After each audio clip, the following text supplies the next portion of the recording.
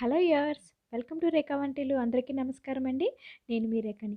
ఈరోజు నేను చేయబోయే రెసిపీ స్నాక్ ఐటమ్ అండి. అది ఆనియన్ బోండా. ఇది ఈవినింగ్ టైంలో టీతో కాంబినేషన్ సూపర్ ఉంటుందండి. ఇది మనకి ఇంట్లో ఉండే ఇంగ్రీడియంట్స్తో చాలా ఈజీగా ప్రిపేర్ చేసేసుకోవచ్చు అండి. And before starting please like and subscribe my channel and please watch the video completely. So let's start the how to prepare onion bonda.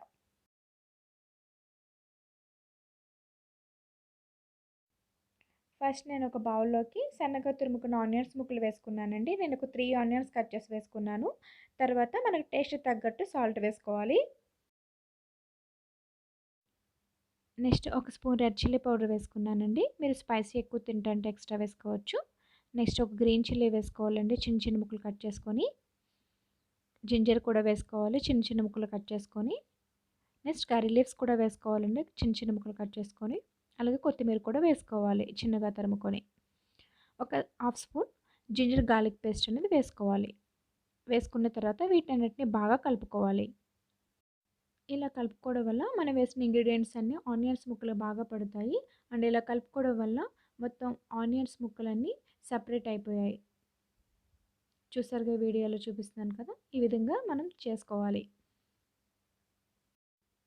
Next 1 cup శనగపిండి వేసుకోవాలండి. తర్వాత 3/4 కప్పు రైస్ ఫ్లోర్ కూడా వేసుకోవాలి, బియ్యం పిండి. మీకు అవసరం అనుకుంటే ఒక హాఫ్ స్పూన్ సోడా గుండు కూడా వేసుకోవచ్చు. వేసుకున్న తర్వాత ఒకసారి దాన్ని అన్నిటిని కలుపుకోవాలి.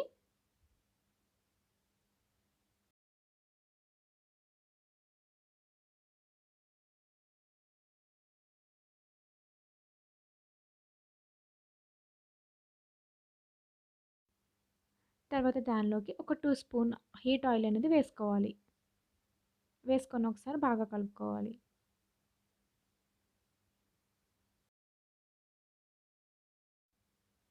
నెక్స్ట్ గ్రాడ్యువల్గా వాటర్ వేసుకుంటూ మనం దాని అంతటిని బాగా కలుపుకోవాలి. ఈ వీడియోలో చూపించిన విధంగా మీరు కలుపుకోవాలి. సో కలుపుకున్న తర్వాత ఈ వీడియోలో చూపిస్తున్న విధంగా ఉండలుగా చేసుకొని స్టవ్ మీద పాన్ పెట్టుకొని ఆయిల్ వేసుకోవాలండి. ఫ్రై తగ్గట్టు ఆయిల్ హీట్ అయిన తర్వాత ఈ ఉండలు అందులో వేసుకోవాలి. మీరు ఒకేసారి ఉండలు చేసుకోవచ్చు, లేదా అప్పటికప్పుడు చేసుకుంటూ వేసుకోవచ్చు, as per your wish. So బోండాలు మొత్తం స్టవ్ని మీడియం ఫ్లేమ్లో పెట్టుకొని మనం ఫ్రై చేసుకోవాలి.